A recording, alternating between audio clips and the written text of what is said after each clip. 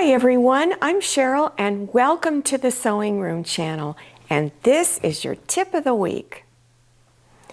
I get asked a lot of questions about a variety of things from you viewers, and sometimes I'm asked about buttonholes, how to do them, what foot do I use to do the buttonhole. So here is buttonhole makers from several of my machines. This is from a Baby Lock, and this is from my Husqvarna Viking Sapphire.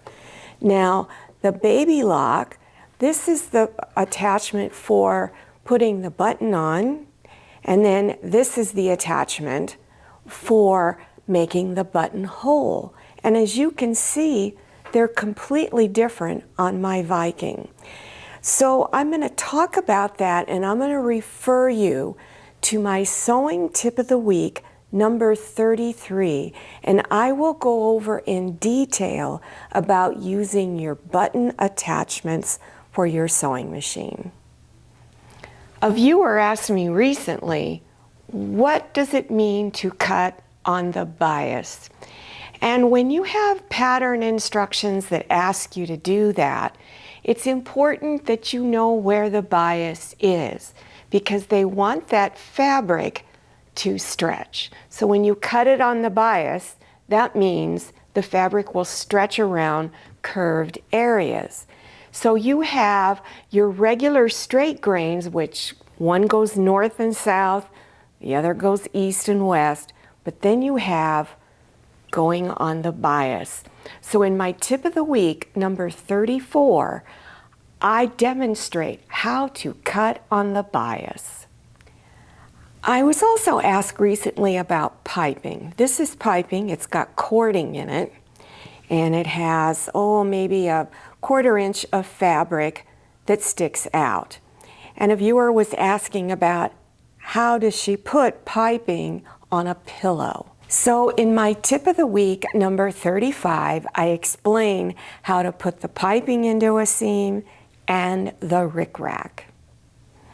In quilting, this block here is called card trick, and it's made up of many half square triangles.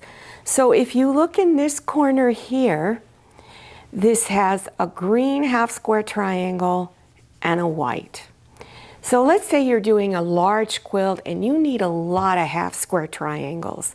I have a method where you can cut them out super fast, because you don't want to have to cut them out one at a time and then stitch them together and then stitch them to the next block.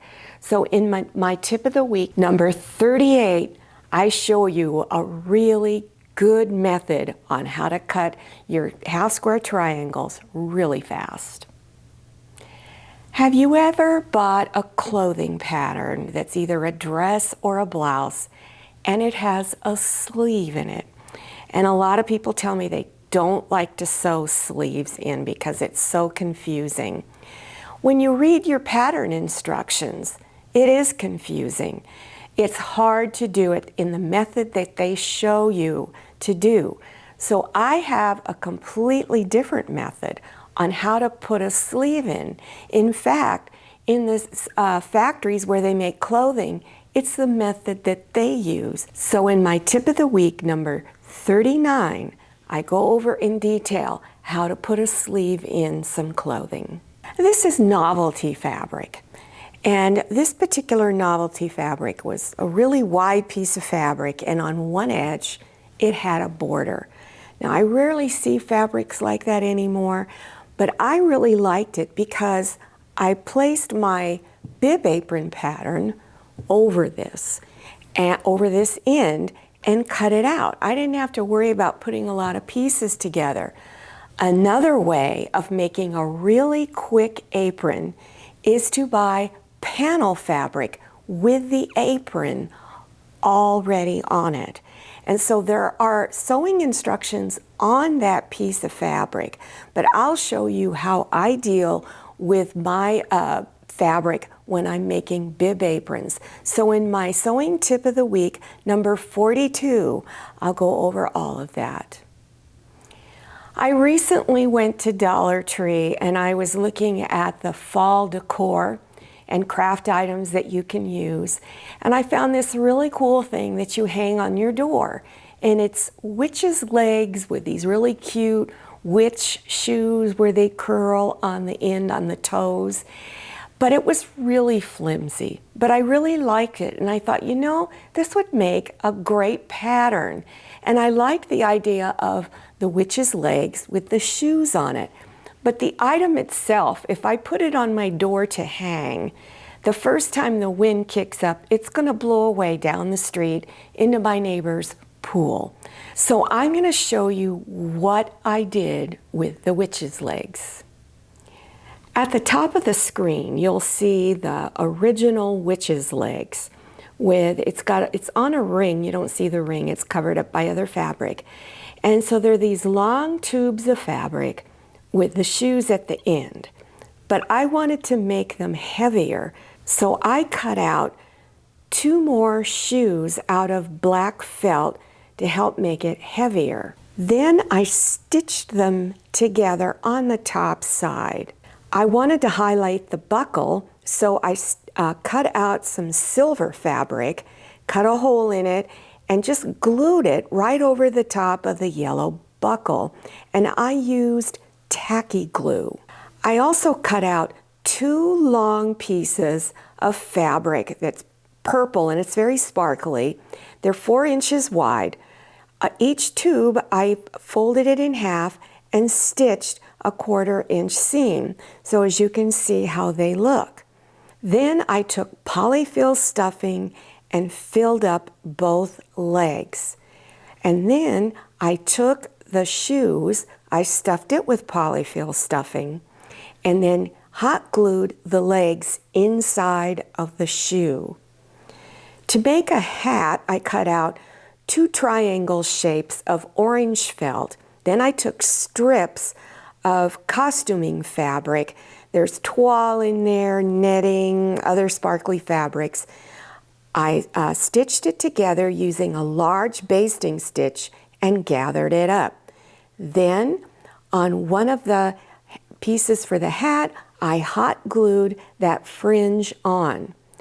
And then I hot glued on a gold band, then hot glued the 2 pieces together. Now this hat, I'm not a big fan of how the hat turned out, but I wanted to give you just an idea of what you can do. So here's how it turned out. Now this was pretty quick to do. So the reason why I'm showing you this is because when you go shopping and you're looking at items to decorate your house, look at them and see how you can expand on it. Think outside of the box. Now, if you didn't want to get rid of the original legs, you could stuff those. They were just tubes of fabric. So you could stuff those and still leave them as they are. And then you can use other fabric besides felt to make this little hat. And you could also use just regular quilting fabric to make the ruffles if you like. As I said, I'm not too thrilled about how my hat turned out. I may redo the hat and try something else, but see what you can come up with. I bet there's a lot of you out there that are very, very creative. Last year at Dollar Tree, I found these 2 items made out of felt, and it's a little kit you put together yourself. This one is a pumpkin, and this one is an owl. They still had them recently in the Dollar Tree store. So you can even use these as a pattern to make decorative pieces for your house. Well, I hope you enjoyed this tip of the week and that you learned something new. And I also hope I've inspired you to get really creative. If you're interested in other sewing tips of the week, I will have a playlist listed below your YouTube screen in the description section. So scroll down, click on the words Show More, and it will expand open and you will see a variety of links down there. Now don't forget to follow me on Instagram and check out my Facebook page. Thank you so much for watching. I'll see you next time, and happy sewing. If you like the Sewing Room channel, one of the best ways to show your support is to subscribe by clicking on that red subscribe button and give this video a thumbs up. And don't forget to click on share to share this video with your friends. And make sure you click on the bell so you receive notifications for all my new videos. I'm Cheryl. This is Manny. See you next time.